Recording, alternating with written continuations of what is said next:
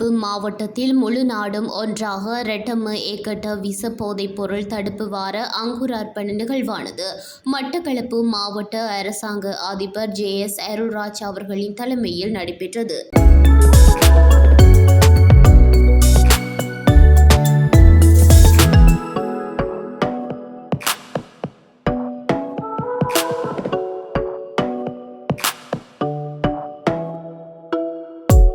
மட்டக்களப்பு மாவட்ட போதைப்பொருள் தடுப்பு உத்தியோகத்தர் பி. தினேஷ் ஏற்பாட்டில் புதிய மாவட்ட செயலக மாநாட்டு மண்டபத்தில் இன்று 3ஆம் தேதி இடம்பெற்றது.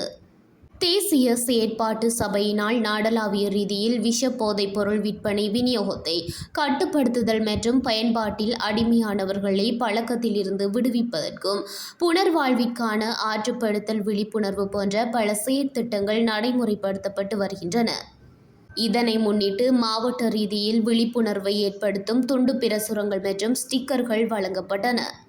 இந்நிகழ்வில் பிரதி பிராந்திய சுகாதார பணிப்பாளர் வைத்தியர் மோகனகுமார், 243 படைப்பிரிவின் பிரிகேடியர் ராஜபக்ஷ, விமானப்படை உயர் அதிகாரிகள், விசேட அதிரடிப்படை அதிகாரிகள், போதைப்பொருள் முத்தடுப்பு உத்தியோகத்தர்கள், தேசிய இளைஞர் சேவைகள் மற்றும் திணைக்களசார் அதிகாரிகள் என பலர் கலந்து கொண்டனர்.